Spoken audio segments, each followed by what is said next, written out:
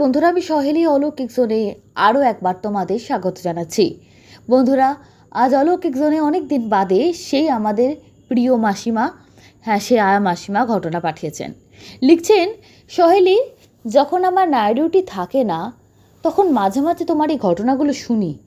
সবসময় শোনা হয় না, রোগীর কাজ করি তো সবসময় মোবাইল বার করে সবার বাড়িতে শোনা যায় না, আর সকালবেলাগুলো এত ব্যস্ত থাকি হয় না।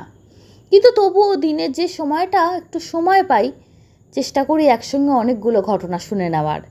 আর তার সঙ্গে একটা ঘটনা জানা ছিল, তোমাকে পাঠাবো পাঠাবো করে হচ্ছিল না, সেটাও পাঠালাম। যদি বলো তো খুবই খুশি হব, তবে আমার নামটা আর মেনশন করো না, যেমন বারণ করি, ওতে আমার অসুবিধা আছে। আমি একজন প্রৌঢ়া মহিলা, জানোই আয়ার কাজ করি।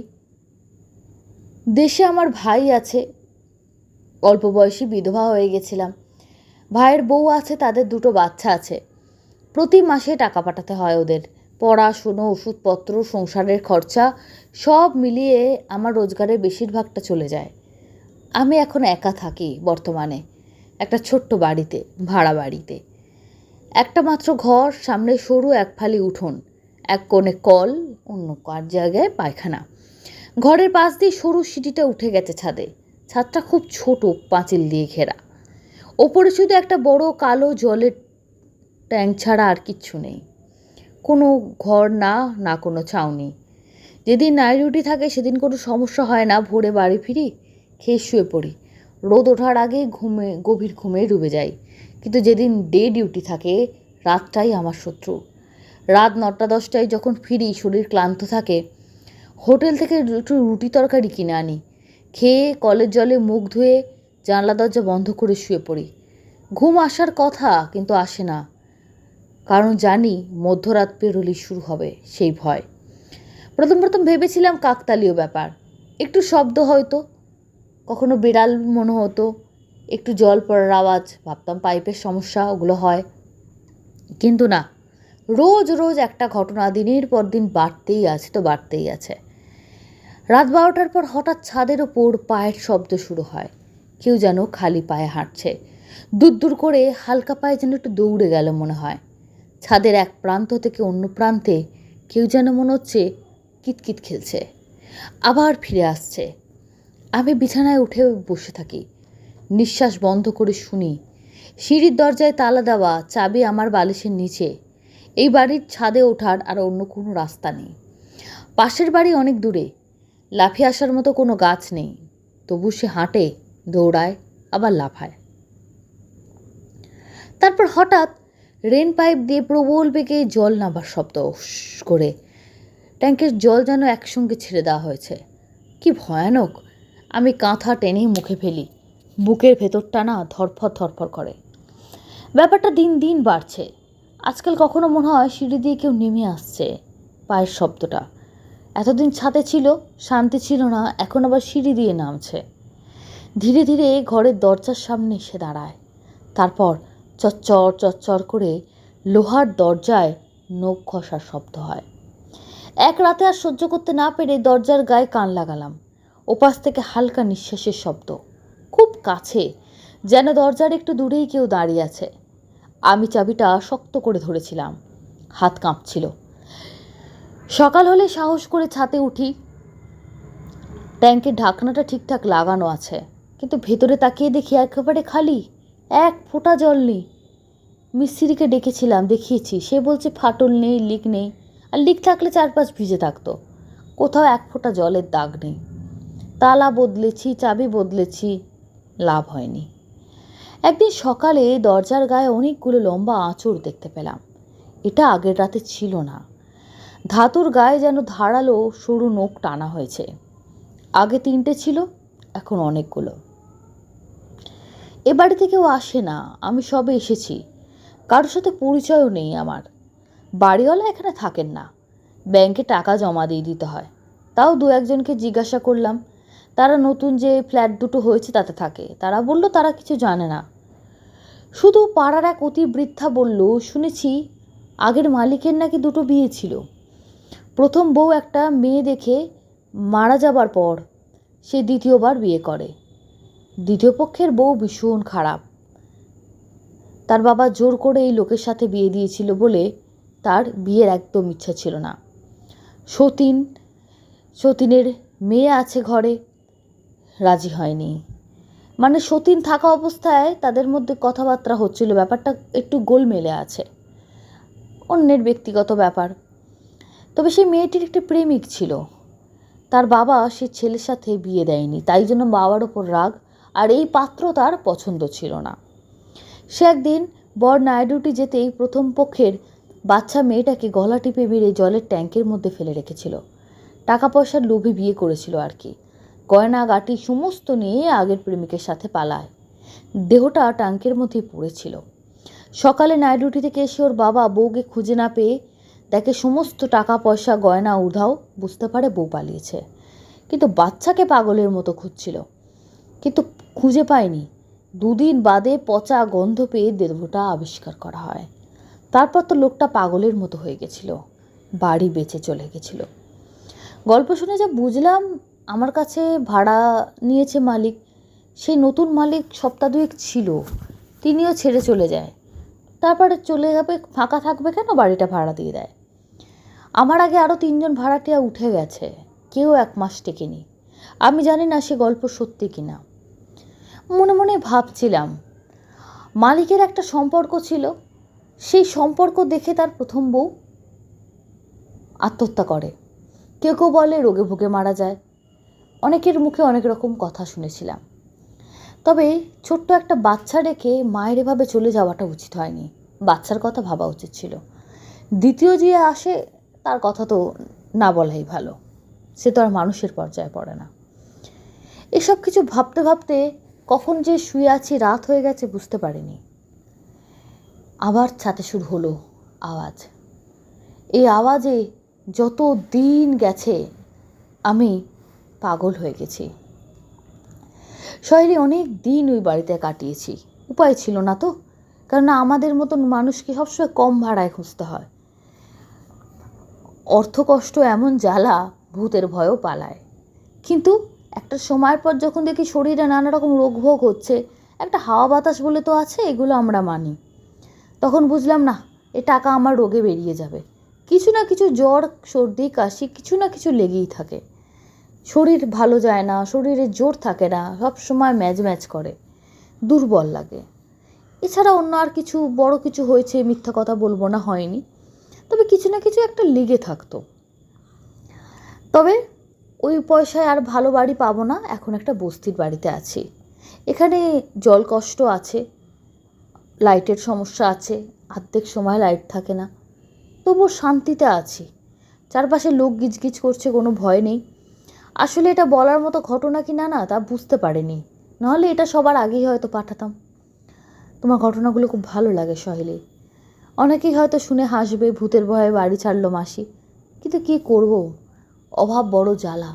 যে বাড়িতে কেউ 1 মাস টিকতে পারেনি, সেই বাড়িতে আমি এত দিন কীভাবে থাকিয়েছি, কীভাবে কাটিয়েছি, শুধুমাত্র ওই পয়সায় আর বাড়ি পাবো না বলে, সে একমাত্র আমি জানি আর আমার ঠাকুর জানে। সত্যিই আপনার ঘটনা শুনে মনে হচ্ছে যে অভাবের কাছে ভূতের ভয়ও পালায়। আপনার কথা একদম ঠিক। আজকে যদি আর্থিক আপনার প্রবলেম না থাকতো, আপনি হয়তো ঝট করেই ভাবতে যে না, 1 সপ্তাহের মধ্যে বাড়িটা পাল্টে নিতেন, বা কিছু দিনের জন্য একটা গেস্ট হাউসে উঠে যেতেন, কিন্তু ওখানে থাকতেন না। এতদিন সহ্য করে আপনি লিখেছেন, পড়েছিলেন, উপায় ছিল না বলে। ঠাকুরের কাছে কামনা করি মাসি, আপনি ভালো থাকুন এবং ভবিষ্যতে যেন এরকম কোনো ঘটনা আপনার সম্মুখীন আপনাকে না হতে হয়। আজকে দ্বিতীয় ঘটনা শেয়ার করেছেন রত্না চক্রবর্তী।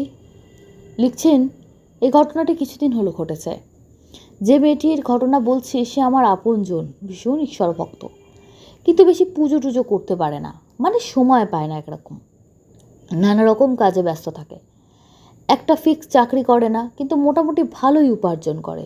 বিভিন্ন জায়গায় পার্ট টাইম জব করে, পড়ানো সংক্রান্ত নোটস তৈরি করা ইত্যাদি। কিন্তু প্রতিদিন স্নান করে উঠে গণেশের মন্ত্র, সূর্য মন্ত্র, আদ্যাস্তত্ত্ব পাঠ করা তার অভ্যাস ছিল। আরও অনেক স্তোত্র সে পাঠ করতো বলতে বলতে মুখস্থ হয়ে গেছিল। শাড়ি পরতে পরতে কাজ করতে করতে সে মন্ত্রপাঠ করত। আদ্যাস্তত্ত্ব পড়তে গিয়ে এত মগ্ন হয়ে থাকতো যে ঘরে কেউ ঢুকলেও বুঝতে পারতো না, কেউ ডাকলে চমকে উঠত। মন প্রাণ দিয়ে স্তোত্রের প্রতিটি কথা বলতো না, মনে মনে ধারণ করত। তার মার অল্প বয়সে জীবনে দুবার বড় মস্ত চুরি হয়ে গেছে। তখন বিয়ে হয়নি। সে সময় খুব বড় চুরি হয়েছিল তাদের বাড়িতে, সর্বস্ব চলে গেছিল দুর্গাপুজোর দশমীতে। বাড়িতে সেদিন কেউ ছিল না। আর একবার তারা ট্রেনে করে কোথায় যাচ্ছিল, ট্রাঙ্কের মধ্যে থেকে সমস্ত জামা কাপড় টাকা পয়সা চুরি হয়ে গেছিল। চলন্ত ট্রেন থেকে কেউ বা কারা ট্রাঙ্ক নামিয়ে নিয়ে চলে গেছিল।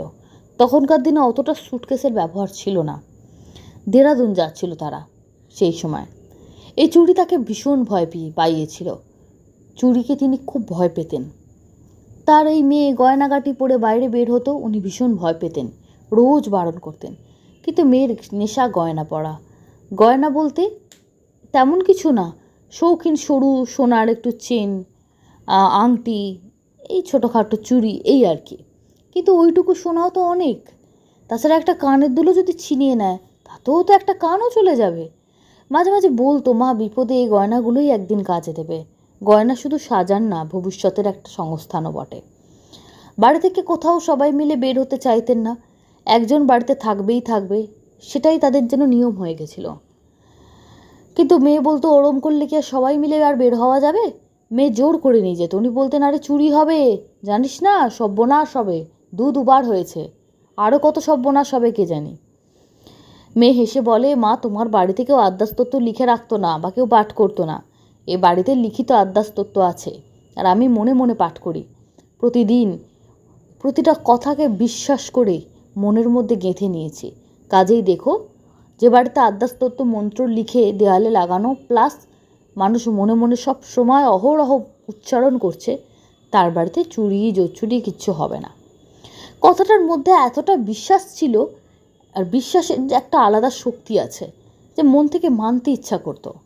তার মা এত খুঁতখুঁতে, তাও যেন মেয়ের বিশ্বাসটা তাকে বড্ড নাড়িয়ে দিয়ে গেছিল। প্রতিবার বইমেলায় যেত, ভিড় ট্রেনে উঠে মেয়েকে বলেছিল যে ইমিটেশনের গয়না পর, সোনা পরিস না। কিন্তু ইমিটেশনের গয়নায় তার গলা গা খুব চুলকায়, আর কানে ব্যথাও হয়, সোনাটাই তার সহ্য হয়। মা ভয় পান, বলেন, চুরি চামারি হবে, তখন বুঝতে পারবি ঠেলা। কিন্তু ভগবানের দয়া, তুমি যদি ইচ্ছা করো, মা বিপদ তারিণী আছে, বিপদ হবে না। আমি চলন্ত রেলগাড়ির সামনে দাঁড়ালাম, মা দয়া করুক দেখি। এটা তো আর ভক্তি না, বিশ্বাসও না, এটা হচ্ছে মাকে পরীক্ষা করা, নিজের ভক্তি শক্তির অহংকার দেখানো। বিড়বিড় করে চাপা গলায় মেয়েকে বকতেন। তার বকা যদি অন্য কেউ, মানে তার জামাই বা অন্য কেউ শুনতে পায়, তাই চুপি চুপি করে মেয়েকে বকতেন। যাই হোক, ভগবানের দয়া কোনোদিন তেমন কিছু আর পরে হয়নি। এবার এক আত্মীয়র বাড়ির নিমন্ত্রণ ছিল পার্ক সার্কাসে। সেখান থেকে নেমে কিছুটা যেতে হবে, ট্রেনে করেই যাবে, অসুবিধা কিছু নেই। বেহালাবাসী। ব্রেসবি স্টেশন থেকে ট্রেন ধরে পার্ক সার্কাস। সঙ্গে ছেলেকেও নিয়ে গেল। দিনের বেলায় নিমন্ত্রণ, তাড়াতাড়ি মিটিয়ে 4টে নাগাদ ফেরার কথা। পার্ক সার্কাসে এলো, না হলে দেরি হয়ে গেলে অফিস টাইম শুরু হবে, প্রচণ্ড ভিড় হবে। পার্ক সার্কাসের কাছে যখন ট্রেন এলো, তখন দেখলো বেশ ফাঁকা ট্রেন। কিন্তু গেটের কাছে উঠতে দেখলো ভেতরটা ফাঁকা, কিন্তু গেটের মুখটাকে কয়েকটা ছেলে মিলে দাঁড়িয়ে একদম ভর্তি করে রেখেছে। লোকে উঠতে পারবে না, প্রায় ধাক্কাধাক্কি হবে। কোন রকমে ছেলেকে তুলে দিয়ে নিজে উঠেছে, ট্রেন প্রায় ছেড়ে দেবে। আগে ছেলে উঠে গেছে একটু নিশ্চিন্তে, এবার সে যখন উঠতে যাচ্ছে, তখন তার ঘাড়ের কাছে অল্প একটা টান পড়লো, আর কুট করে একটা শব্দ হলো, যেন কিছু কেটে নেবার। সঙ্গে সঙ্গে কি মনে হতে সে মুঠো করে লকেট সমেত হাড়টাকে চেপে ধরল। হাড়ের ওপর টান পড়েছে মুঠো থেকে, কেউ টানছে হাড়টা। ট্রেন ছেড়ে দিয়েছে। এক হাতে কোনো রকমের রডটা ধরে আছে সেই অবস্থায়। এবার নিজের মায়ের মুখটা মনে পড়ল। মা বারবার বলতেন, আদ্যাস্তত্ত্ব পড়ছিস ঠিক আছে, কিন্তু বেশি সাহস ভালো না। মনে পড়ে গেল সব কথা। মুঠো শক্ত করে হ্যাঁচকার টান মেরে হাতটা হাতে চলে এলো ঠিকই। আর তখনই ঝপঝপ করে চলন্ত ট্রেন থেকে স্টেশনের মুখে দাঁড়িয়ে থাকা ছেলেগুলো নেমে চলে গেল। ততক্ষণে ট্রেন স্পিড নিয়ে নিয়েছে। মেয়েটার হাতে হাতটা কাঁচি দিয়ে বা কিছু দিয়ে হয়তো কেটেছে। অর্ধেকটাও ওদের হাতে ছিল, নিয়ে যেতে পারেনি। হাতের মধ্যে পুরোটাই রয়ে গেল। ট্রেনের মধ্যে 2-4 জন ব্যাপারটা খেয়ালও করেছে। একজন বলছে, কি হলো, হাতটা নিয়ে নিল? তখন বলছে, হাতটা কেটে দিয়েছে নাকি? নানা রকম লোকে নানা রকম প্রশ্ন। আরে দিদি, এই লাইনে তো সব চিন্তাই লেগেই আছে। কতবার যে ব্যাগ থেকে ছাতা বার করে নিয়েছে তার ইয়ত্তা নেই। আরেকজন মহিলা বললেন, আমার মোবাইলটা জানলা দিয়ে হাত বাড়িয়ে নিয়ে নিয়েছে। ফোন দেখছিলাম, হাতটা বাড়িয়ে এসে নিয়ে চলে গেল। জানলার ধারে বসে আর কোনোদিন ফোন বার করি না। একজন বয়স্ক ভদ্রলোক বললেন, সোনার ছিল নাকি?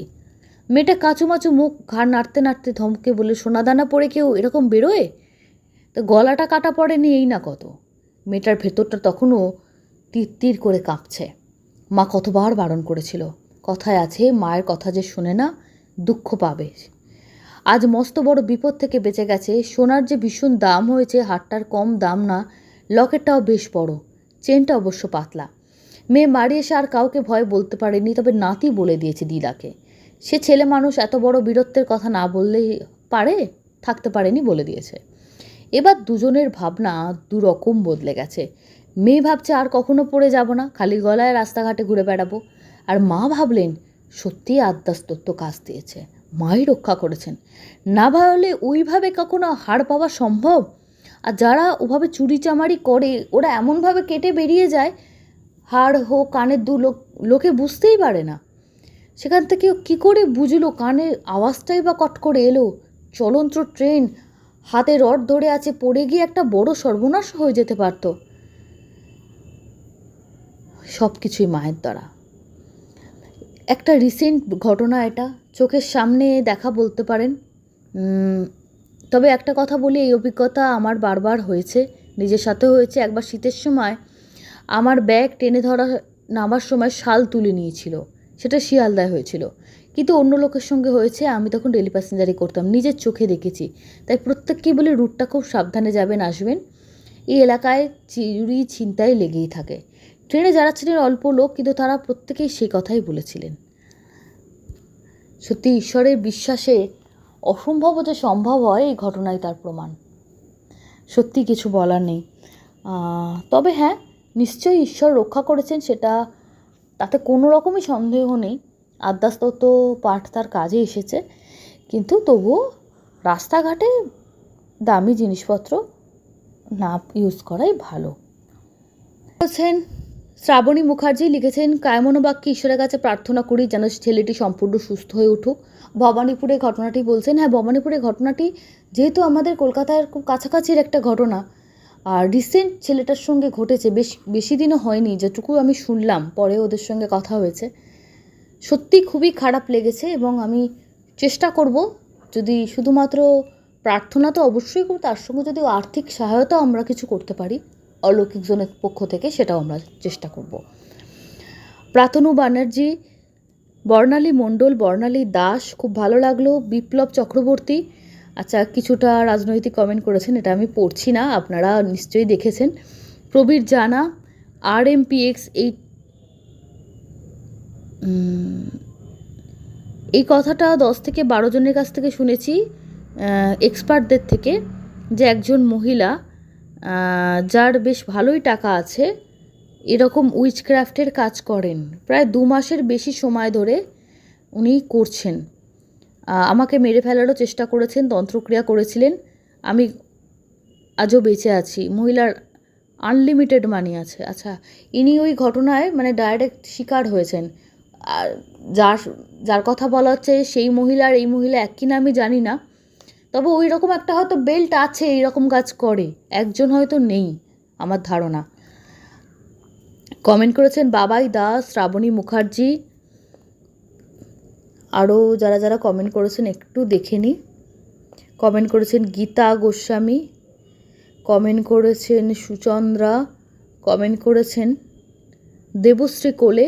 আমারও তো একটু দেরি হয়ে গেল, কিন্তু চলে এসেছি ঘটনা শুনতে। লাভ ফ্রম শেওড়াফুলি, ধন্যবাদ তোমাকে। ঈশানী সেন লিখছেন, একটা ঘটনা শুধু বীভৎস মুখ চেহারা শুধু নয়, মানুষের জীবন যন্ত্রণাও যে কতটা ভয়ানক হতে পারে, ঘটনাটি তার নিদর্শন। একদম তাই, একদম তাই। আগের দিন আমি একটা জিনিস দেখলাম, যারা বলতেন যে বিশ্বাস করি না, এসব কিছু হয় না, আর যার সঙ্গে হয়েছে তার বোনের কথা শুনলে আপনাদের সত্যি খারাপ লাগবে। বলে তাদের বিশ্বাস অবিশ্বাসে তো আমার দাদার শরীর ভালো হয়ে যাবে না, বা আমাদের সংসারে যে অর্থনৈতিক সমস্যাটা এসে দাঁড়িয়েছে, যে রোজগারের অর্ধেকটা টাকাই ট্রিটমেন্টে চলে যাচ্ছে, মানে মানুষ খাবে কি আর ওষুধ কিনবে কি, বা তাদের বিশ্বাস অবিশ্বাসে আমাদের কি উপকার হবে? তো তাদের এসে যায় না। আর সত্যি যাদের জীবনে ঘটনা ঘটে না, তাদেরকে কি বললো তাদের এসে যায় না কিছু। ডিলাইটফুল কার র্যালি কমেন্ট করেছে মহান্তা কোলে, কেমন আছো দিদিভাই? ভালো আছি, আপনিও আশা করি ভালো আছেন।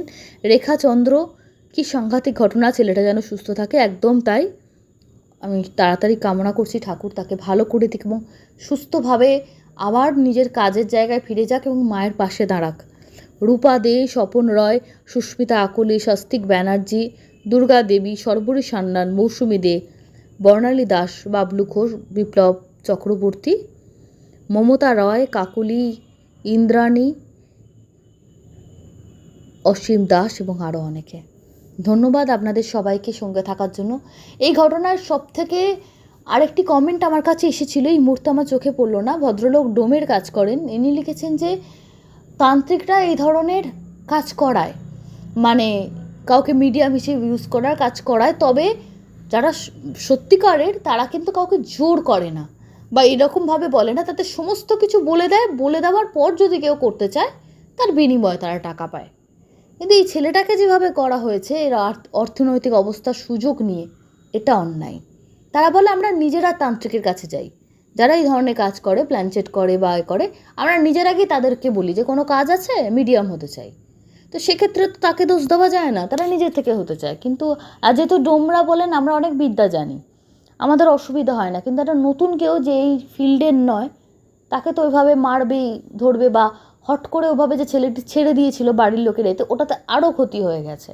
একটা প্রসেস থাকে ওখান থেকে বেরোনোর। তো সব মিলিয়ে একটা খুব সমস্যাজনক পরিস্থিতি সৃষ্টি হয়েছে। যাই হোক, মা কালীর আশ্রয়ে ওরা আছে, কালীঘাটের ওখানেই বাড়ি, ওদের কাছাকাছি বাড়ি। চেষ্টা করছে তাড়াতাড়ি, মাও চেষ্টা করছে, অনেকেই সাহায্য করছে যাতে তাড়াতাড়ি ছেলেটি ভালো হয়ে যায়। প্রায় কিছু না কিছু অসুখ লেগে আছে ছেলেটির।